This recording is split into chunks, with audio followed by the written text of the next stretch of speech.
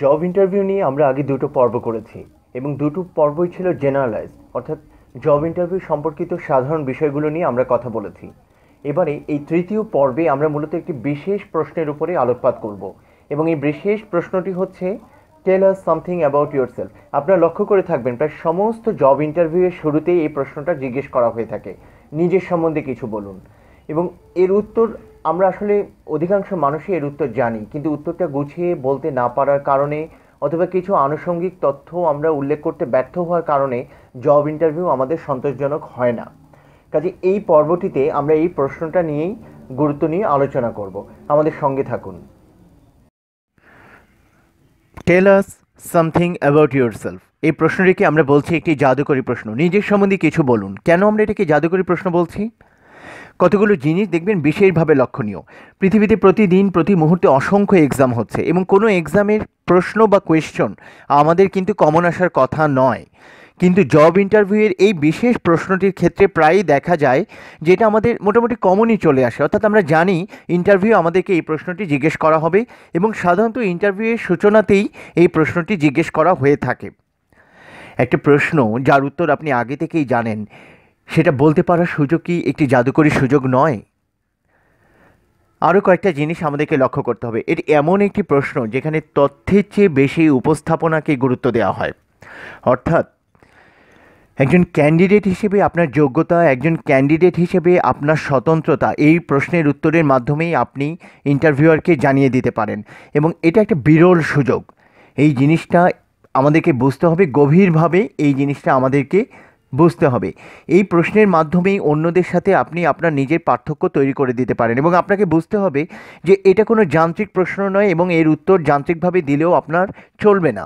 এখানে তথ্য থাকতে হবে, সঠিক তথ্যগুলোর উপস্থাপনা থাকতে হবে, কিন্তু সেই সাথে আপনার ব্যক্তিত্বের নীরব এবং কখনো কখনো সরব বহিঃপ্রকাশও থাকতে হবে। কাজে এই প্রশ্নের গভীরতা নিয়েই আজকে আমরা আলোচনা করব। এই যে প্রশ্নকর্তা আমাদেরকে জিজ্ঞেস করছেন টেল আস সামথিং অ্যাবাউট ইয়োরসেলফ, আমাদের কি মনে হয় এটা শুধুই একটি প্রশ্ন? আমাদেরকে এই ভ্রান্ত ধারণা থেকে বেরিয়ে আসতে হবে, এটা শুধু একটি প্রশ্ন নয়। এর মাধ্যমে প্রশ্নকর্তা অনেক কিছু জানতে চান এবং আপনাকে বুঝতে হবে একজন প্রশ্নকর্তা আপনাকে যখন প্রশ্নটি জিজ্ঞেস করছেন, আরও অনেক প্রশ্নকর্তা নীরবে আপনাকে অবলোকন করছেন, আপনার কথা শুনছেন। তারা জানতে চান এই প্রশ্নের উত্তরে আপনি আসলে নিজেকে কিভাবে পোর্ট্রেট করছেন। বাংলায় বলতে হবে আপনি আসলে কিভাবে নিজেকে চিত্রায়ন করছেন, কিভাবে আপনি নিজেকে উপস্থাপন করছেন।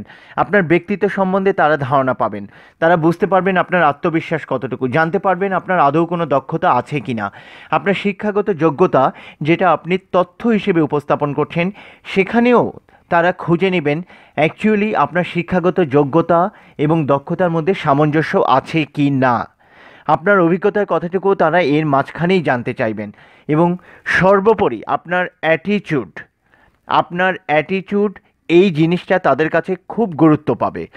দেখুন, অনেকগুলো শব্দ চলে এসেছে: আত্মবিশ্বাস, দক্ষতা, শিক্ষাগত যোগ্যতা, অভিজ্ঞতা এবং অ্যাটিটিউড।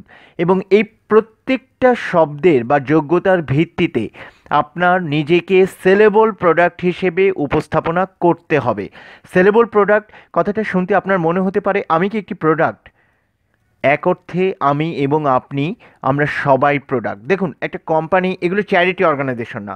একটা কোম্পানি আপনাকে জব দেওয়ার জন্য ডেকেছে এই কারণেই যে তারা মনে করে আপনাকে যদি জব দেওয়া হয় তাহলে আপনি কোম্পানির উপকারে আসবেন, অর্থাৎ কোম্পানির প্রফিট ভলিউমে আপনার কিছুটা হলেও ভূমিকা থাকবে। তো আপনার যদি সেলেবিলিটি না থাকে, সেক্ষেত্রে আপনি কিভাবে কোম্পানির প্রফিট ভূমিকায় আপনার অবস্থান প্রমাণ করবেন? এই জন্যই এই যে শব্দগুলো আমরা বলেছি, আত্মবিশ্বাস, দক্ষতা, শিক্ষাগত যোগ্যতা, অভিজ্ঞতা, অ্যাটিটিউড, এগুলোর ভিত্তিতে আপনাকে প্রমাণ করতে হবে ওই ইন্টারভিউ বোর্ডে এই প্রশ্নের মাধ্যমে যে আপনি একজন সেলেবল প্রোডাক্ট। এবং তখনই শুধুমাত্র আপনার ক্ষেত্রে প্রমাণিত হবে যে আপনি এই জবটি পেতে পারেন। এখন এই যে শব্দগুলো আমরা বলেছি, এই শব্দগুলোর এক্সাম্পল আমরা সুনির্দিষ্টভাবে দেখব। পরবর্তী স্লাইডে যাই। টেল আস সামথিং অ্যাবাউট ইয়োরসেলফ, এই প্রশ্নটিকে আমরা এবার ব্যবচ্ছেদ করব, অর্থাৎ এর প্রত্যেকটা তথ্যকে বা অংশকে আমরা আলাদা আলাদাভাবে পর্যবেক্ষণ করব এবং বোঝার চেষ্টা করব এই প্রশ্নের একটি পূর্ণাঙ্গ উত্তর কী হতে পারে। দেখুন, আমরা আমরা যদি স্লাইডের দিকে তাকাই, এখানে কতগুলো পয়েন্ট আমরা দেখতে পাচ্ছি। সম্ভাষণ অথবা গ্রিটিংস, নাম অথবা নেম, স্থান অথবা প্লেস, শিক্ষাগত যোগ্যতা, দক্ষতা এবং অভিজ্ঞতা, পারিবারিক তথ্য এবং সমাপনী মন্তব্য। একটা পূর্ণাঙ্গ উত্তর মোটামুটি এই তথ্যগুলোর সন্নিবেশনেই তৈরি হতে পারে, এবং এই জিনিসগুলো আমাকে খুব স্পষ্টভাবে আমাদেরকে বুঝতে হবে যে এই তথ্যগুলোর উপস্থাপনা আপনার উত্তরের মধ্যে থাকতে হবে। এবং তথ্যের উপস্থাপনা, দেখুন, শুধু কিন্তু তথ্যগুলো উগড়ে দিলেই চলবে না, তথ্যগুলো সঠিকভাবে আপনাকে উপস্থাপনা করতে হবে এবং আপনাকে বুঝতে হবে আপনার দুর্বল অংশ কতটুকু এবং সবল অংশ কতটুকু। প্রত্যেকটি মানুষেরই কিছু পজিটিভ এবং নেগেটিভ ক্যারেক্টারিস্টিক থাকে। এখন আপনি যদি ইন্টারভিউ বোর্ডে আপনার নেগেটিভিটিকে হাইলাইট করেন, সেক্ষেত্রে জব না হওয়ার সম্ভাবনাই আপনার বেশি। আমাদেরকে সবসময় বুঝতে হবে আমাদের স্ট্রেংথ কোথায়, এবং যে অংশটুকু আমাদের জন্য বেশি পজিটিভ সেই অংশটুকুই আমরা সঠিকভাবে এই উত্তরে উপস্থাপনা করব। এখন পয়েন্টগুলো আমরা আরেকবার লক্ষ্য করি। সম্ভাষণ অথবা গ্রিটিংস, নাম অথবা নেম, স্থান অথবা প্লেস, শিক্ষাগত যোগ্যতা অথবা এডুকেশনাল কোয়ালিফিকেশন, দক্ষতা এবং অভিজ্ঞতা অথবা স্কিল অ্যান্ড এক্সপিরিয়েন্স, পারিবারিক তথ্য অথবা ফ্যামিলি ব্যাকগ্রাউন্ড, সমাপনী মন্তব্য অথবা কনক্লুডিং কমেন্ট। বাংলা এবং ইংলিশ দেওয়ার অর্থ এই কারণেই আমাদের দেশে একটা সমস্যা তৈরি হয়েছে। মনে করা হয় যে ইন্টারভিউয়ের মূল ল্যাঙ্গুয়েজ ইংলিশ। আসলে ইন্টারভিউয়ের মূল কোনো ল্যাঙ্গুয়েজ নেই, এই জিনিসটা আমাদেরকে খুব স্পষ্টভাবে বুঝতে হবে। আপনাকে যদি প্রশ্ন করতে ইংরেজিতে জিজ্ঞেস করে থাকেন, আপনি ইংরেজিতে আনসার করবেন। যদি বাংলাতে জিজ্ঞেস করে থাকেন, আপনি বাংলাতেই উত্তর করবেন। এবং কখনো কখনো বাংলা এবং ইংরেজির সংমিশ্রণে ইন্টারভিউ হবে। সাধারণত মাল্টিন্যাশনাল অর্গানাইজেশনগুলো যখন ইন্টারভিউ নেয়, তারা ইংরেজি ল্যাঙ্গুয়েজ ব্যবহার করে থাকে। তবে বাংলা যে বলা যাবে না এরকম কোনো বাধ্যবাধকতা নেই। মনে রাখবেন, যে কোনো ভাষা, যে কোনো ল্যাঙ্গুয়েজ আপনার সাবলীল উপস্থাপনার কারণে সৌন্দর্যবর্ধক হতে পারে। এবং আপনার উপস্থাপনা যদি সাবলীল হয়, সুন্দর হয়, সেটা হচ্ছে প্রশ্নকর্তার কাছেও ভালোই লাগবে। এবং আমাদের মধ্যে এই বিশ্বাস থাকতে হবে যে আমার ভাষা আমার জন্য প্রতিবন্ধকতা হবে না, বরং আমার উপস্থাপনা আমার জন্য সম্পদ হবে। তাহলে আমরা একটু কষ্ট করে আমাদের নেক্সট স্লাইডে যাই, কারণ আমরা এখন আমাদের উদাহরণ উত্তরগুলো দেখতে চাচ্ছি।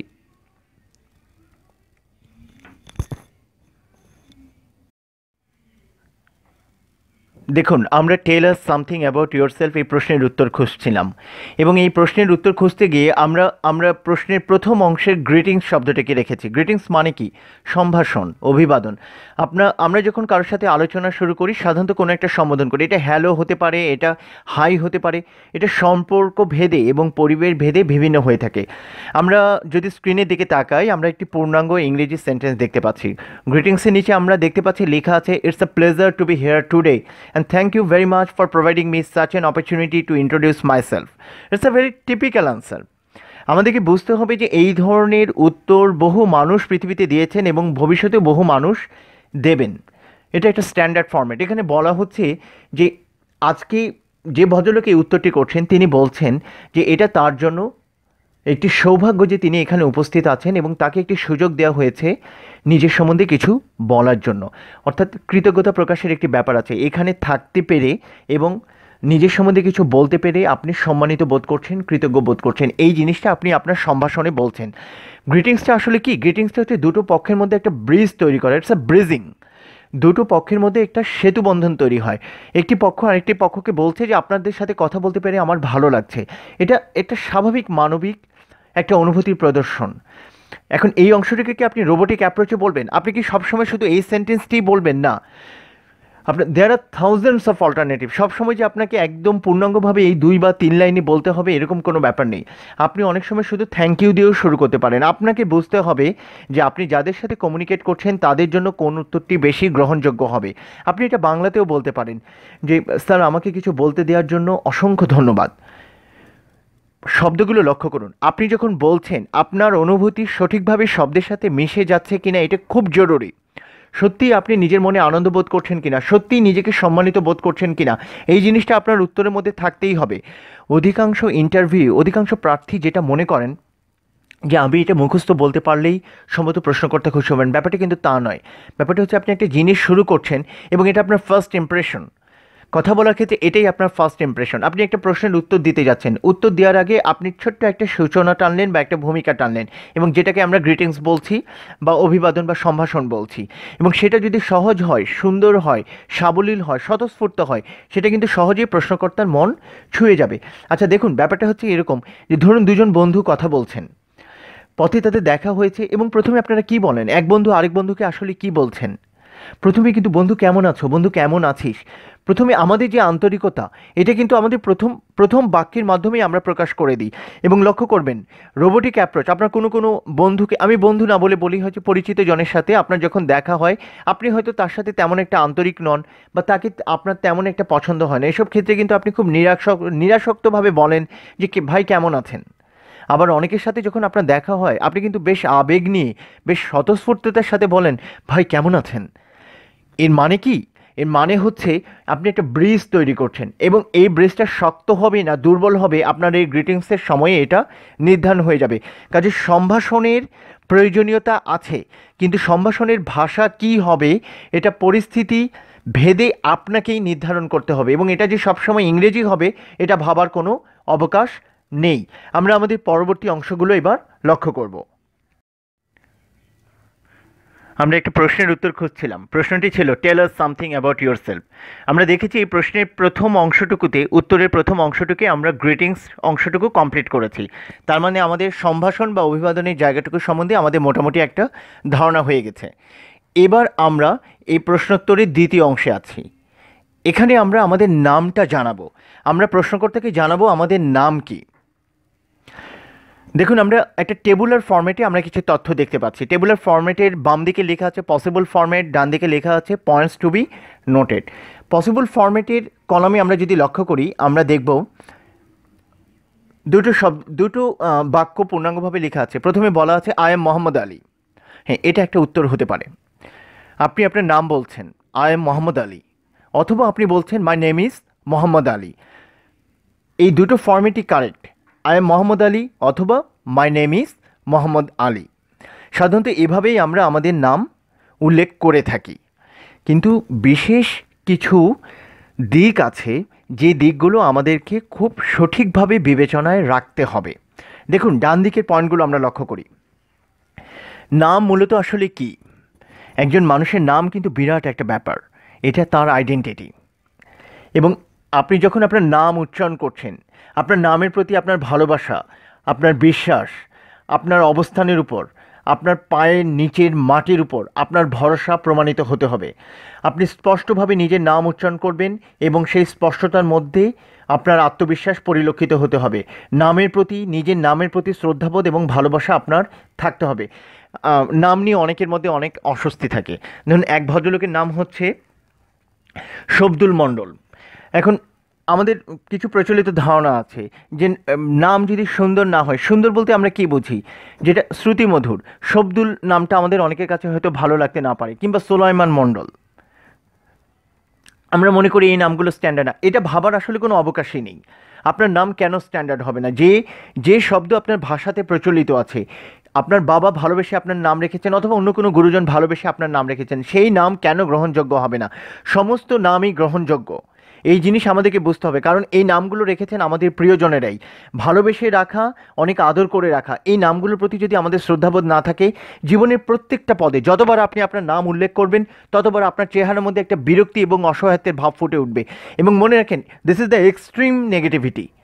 আপনাকে সবসময় নিজের নামকে ভালোবাসতে হবে, কারণ এই নামের পেছনে আপনার পরিচয় আছে, আপনার পরিবারের পরিচয় আছে, আপনার পিতামাতার, আপনার গুরুজনের, আপনার পূর্বপুরুষের পরিচয় লুকিয়ে আছে এই নামের পেছনে। কাজে নামটা যখন আপনি উচ্চারণ করবেন, নিজের নামের প্রতি পূর্ণাঙ্গ সন্তোষ, পূর্ণাঙ্গ আত্মবিশ্বাস আপনাকেই পরিলক্ষিত করাতে হবে এবং এখানে আপনার আত্মবিশ্বাসের সঠিক প্রস্ফুরণ দেখাতে হবে। যদি আপনার নাম উচ্চারণ করার সময় আপনার মধ্যে ভয়ভীতি কাজ করে, অস্বস্তি কাজ করে, অসন্তোষ কাজ করে, definitely you will fail in the job interview. Be careful. নাম অত্যন্ত স্পর্শকাতর একটা জিনিস এবং আমাদের নামকে আমাদের ভালোবাসতেই হবে। আপনি যদি আপনার নামকে ভালোবাসতে না পারেন, আপনার লম্বা নামকে আপনি সংক্ষিপ্ত করছেন, সংক্ষিপ্ত নামকে আরও সংক্ষিপ্ততম করছেন, এগুলোর অর্থ কি জানেন? আপনি আপনার নাম নিয়ে আপনার মধ্যে অসন্তোষ আছে এবং সেই অসন্তোষ আপনি প্রকাশ করছেন। Don't do it. নিজের নামকে ভালোবাসুন, কারণ এটা আপনার পরিচিতি এবং নাম কদর্য হয় না, এটা ভাবার কোনো কারণই নেই। এই নামের পেছনে আপনার পিতামাতার ভালোবাসা আছে, আপনার পূর্বপুরুষের স্নেহ আছে, আস্থা আছে। কেন আপনি নামকে অবজ্ঞা করবেন? এই নামকে আপনি সবসময়ই পছন্দ করুন এবং আত্মবিশ্বাসের সাথে, আপনার সন্তোষের সাথে, কিছুটা নীরব অহংকারের সাথে নিজের নামটা প্রকাশ করুন। আরেকটা পয়েন্টে যেখানে সমস্যা হয়, অনেকে বলেন চিৎকার করে কথা বলা বা জোরে কথা বলা। চিৎকার বা জোরে কথা বলাটা মুখ্য নয়, কিন্তু স্পষ্টভাবে কথা বলাটা খুবই গুরুত্বপূর্ণ। এখন আপনি আপনার নাম উচ্চারণ করলেন, ধরুন আপনার নাম শেখর সুমন, অথবা আপনার নাম রায়হান মোর্শেদ, অথবা আপনার নাম রুমানা ইসলাম। এখন আপনি আপনার নাম এমনভাবেই উচ্চারণ করলেন যে প্রশ্নকর্তা স্পষ্টভাবে এটি শুনতে পেলেন না, এবং তাকে দ্বিতীয় বা তৃতীয়বার, অনেক ক্ষেত্রে তৃতীয়বারও আপনাকে জিজ্ঞেস করতে হলো যে sorry, I can't hear you clearly. তার মানে তিনি স্পষ্টভাবে আপনার নাম বা আপনার কথা শুনতে পাচ্ছে না। এটা কিন্তু বিরাট একটা দুর্বলতা। এখানে আত্মবিশ্বাসের অভাব পরিলক্ষিত হয় এবং বোঝা যায় যে এই ক্যান্ডিডেটের প্রোনাউন্সিয়েশনে গলদ আছে, এই ক্যান্ডিডেটের আত্মবিশ্বাসের ঘাটতি আছে, এই ক্যান্ডিডেটের উপস্থাপনায় সমস্যা আছে। কাজে আপনাকে বারবার প্র্যাকটিস করতে হবে স্পষ্টভাবে উচ্চারণ করার জন্য। আপনার নামটা খুব স্পষ্টভাবে আপনি উচ্চারণ করবেন যেন এটা সবার কানে সমানভাবে স্পষ্টভাবে পৌঁছায়। আবার একটা ভুল প্রায় দেখা যায়, ধরুন আপনি বলছেন আই এম মোহাম্মদ আলী, অথবা আই এম আব্দুল লতিফ, অথবা আই এম হাসান আলী, অথবা আই এম মঞ্জুরুল আদনান। কিছু একটা বলছেন, আপনার যে নাম সেটা আপনি উল্লেখ করছেন, অথবা my name is Sabbir Ahmed, অথবা my name is Sakibul Hasan. আপনি এভাবে আপনার নাম উল্লেখ করছেন। এখন ধরুন প্রশ্নকর্তা যখন আপনাকে প্রশ্নটি জিজ্ঞেস করেছেন, তখন আপনি বলেছেন, ওনার সামনে তো আপনার সিভি আছে, তাই না, কারিকুলাম ভাইটে, অথবা আপনার বায়োডাটা আছে, ওখানে আপনার নাম উনি স্পষ্টভাবেই দেখতে পাচ্ছেন, এবং সেই সিভিটা সামনে নিয়ে উনি আপনাকে জিজ্ঞেস করলেন, okay Ali, tell me something about yourself. দেখুন উনি প্রথমেই বলে ফেলেছেন, আপনার নাম উচ্চারণ করেছেন আলী। তার মানে এখন যদি আপনি বলেন যে মাই নেম ইজ মোহাম্মদ আলী, তাহলে কি দাঁড়াবে? আপনি কিন্তু তার দেয়া তথ্যকেই আবার পুনঃ উপস্থাপন করছেন, অর্থাৎ এটাকে রিপিটেশন বলা হয়, তথ্যের রিপিটেশন। এই জায়গাটুকু থেকেই বিরত থাকবেন। প্রশ্নকর্তা যখন আপনার নাম উল্লেখ করে ফেলবেন, that means he has already addressed you. Already তিনি আপনাকে আপনার নাম উল্লেখ করে নাম সম্বোধনের মাধ্যমে আপনাকে প্রশ্ন করেছেন। কাজে এক্ষেত্রে আপনার নাম বলাটা আর ম্যান্ডেটরি নয়, কম্পালসারি নয়। হ্যাঁ, এটা হতে পারে যে তিনি সংক্ষেপে উল্লেখ করেছেন, আপনি হয়তো বললেন যে sir my full name is so, my full name is that's okay. কিন্তু আপনাকে এই জিনিসগুলো লক্ষ্য করতে হবে। তার মানে কি, আপনাকে বুঝতে হবে আপনি প্রশ্নকর্তার সাথে যে ব্রিজিংটা তৈরি করছেন, it must be a two way communication. Two way communication আমি কেন বলছি, আপনাকে বুঝতে হবে যে কমিউনিকেশনটা কী। কমিউনিকেশন কিন্তু সবসময় শব্দ নয়, সবসময় শব্দের মাধ্যমে মানুষ একজন আরেকজনের সাথে কমিউনিকেট করে না। অনেক সময় মানুষ যেটা মানুষের দেহভঙ্গিমা, মানুষের মুখায়ব, এগুলোর মাধ্যমে কিন্তু মানুষ একজন আরেকজনের সাথে কমিউনিকেট করে। প্রশ্নকর্তা শব্দের মাধ্যমে আপনাকে বলেছেন, okay Ali, tell me something about yourself. That means Ali, তোমার সম্বন্ধে কিছু বলো। তিনি আপনাকে নাম দিয়ে সম্বোধন করেছেন। এখন আপনি যখন উত্তর করছেন, আপনি কি তার প্রশ্নটা শুনেছেন? আপনি যদি তার প্রশ্নটা সঠিকভাবে শুনে থাকেন, তাহলে আপনাকে বুঝতে হবে তিনি অলরেডি আপনাকে আপনার নাম দিয়েই সম্বোধন করেছেন। এখন আপনি আপনার নাম বলবেন কি বলবেন না, এটা হচ্ছে আপনার উপর ডিপেন্ড করে। আপনি যদি খুব রোবোটিক অ্যাপ্রোচে, না আমি শুনেছি শুধু যে tell me something about yourself, that means you are not listening to your questionnaire. আপনি আপনার প্রশ্নকর্তার প্রশ্ন শুনছেন না, আপনি না শুনেই আপনার মুখস্থ করা জিনিসটুকুকে উগড়ে দিচ্ছেন যে I Mohammad Ali, my name is Mohammad Ali, my name is Rubel Hasan. এভাবে না বলে বরঞ্চ এভাবে বলুন যে thank you very much, thank you very much sir for giving me the opportunity to introduce myself. এক্ষেত্রে দাঁড়াবে কি, আপনি আপনার নাম উল্লেখ না করে যেটা বলছেন, আপনার গ্রিটিংসের পরেই আপনি আপনার অন্যান্য তথ্যে চলে যান। অথবা বলতে পারেন যে my full name is Mohammad Ali, Ali is my nickname. কনভারসেশনটা হতে হবে ইন্টারেক্টিভ, অর্থাৎ প্রশ্নকর্তার ভাষ্য আপনি বুঝতে পাচ্ছেন, প্রশ্নকর্তার প্রশ্ন আপনি বুঝতে পাচ্ছেন, তার অনুভূতির প্রকার বা তার সম্বোধনগুলো আপনাকে টাচ করছে, এবং সেই প্রশ্নের বিপরীতে আপনি সঠিক উত্তর দিচ্ছেন। রোবোটিক অ্যাপ্রোচে কথা বলবেন না। প্রশ্নকর্তা কোন প্রশ্ন জিজ্ঞেস করছেন স্পষ্টভাবে শোনার চেষ্টা করুন। আরেকটা জিনিস ঘটে, নিকনেম। এখন দেখুন, একটা বিখ্যাত ইংলিশ মুভি ছিল, অ্যাকচুয়ালি সিরিজ, জেমস বন্ড। ওখানে নায়ক প্রায় বলতেন বন্ড, জেমস বন্ড। এগুলো হচ্ছে খুব নাটকীয় অ্যাপ্রোচ। আপনি বলতে পারেন, আপনার যদি চমৎকার আত্মবিশ্বাস থাকে, আপনার ব্যক্তিত্ব যদি আপনার ভয়েসের সাথে যায়, আপনার উপস্থাপনার সাথে যায়, অনেক সময় নাটকীয়ভাবেও আপনি কথা বলতে পারেন। কিন্তু শুধু নিকনেম বা ডাকনাম আপনি উল্লেখ করবেন না, অথবা নামের সংক্ষিপ্ত রূপ ব্যবহার করবেন না। ধরুন আপনার নাম মোহাম্মদ আলী, আপনি বলছেন my name is MD Ali, that's not acceptable. আপনি মোহাম্মদকে কেন এমডি বলছেন? এই ধরনের অ্যাব্রিভিয়েশন ব্যবহার করেন না। নিজের পূর্ণাঙ্গ নাম বলেন এবং শুধু নিকনেম বলবেন না। ড্রামাটিক অ্যাপ্রোচ থাকতেই পারে, নিজের নাম আপনি দুবারও বলতে পারেন। ড্রামাটিক অ্যাপ্রোচ থাকতে পারে, শৈল্পিক একটা উপস্থাপনা থাকতে পারে। বিশেষ বিশেষ কিছু প্রার্থীর ক্ষেত্রে এটা ঘটে থাকে, তাদের এক্সেপশনাল কোয়ালিটি থাকে, তাদের প্রেজেন্টেশনের মাঝখানে কিছু নাটকীয়তা থাকে, কিছু চমৎকার শব্দের প্রয়োগ থাকে, কিছু মুখাবয়ব থাকে, কিছু ইমপ্রেশন থাকে। That's a different story. কিন্তু আপনি আপনার নাম পূর্ণাঙ্গভাবেই বলার চেষ্টা করুন এবং স্পষ্টভাবে বলার চেষ্টা করুন। আচ্ছা, আমরা এই স্লাইডটা সম্বন্ধে বোধহয় মোটামুটি ধারণা পেয়েছি যে নিজেদের নাম আমাদেরকে কিভাবে বলতে হবে। প্রশ্নকর্তার মনোভাব বুঝে প্রশ্নকর্তার প্রশ্নটা সঠিকভাবে শুনে তারপরেই উত্তর করবেন। ঠিক আছে, আমরা তাহলে এবার নেক্সট স্লাইডে যাই।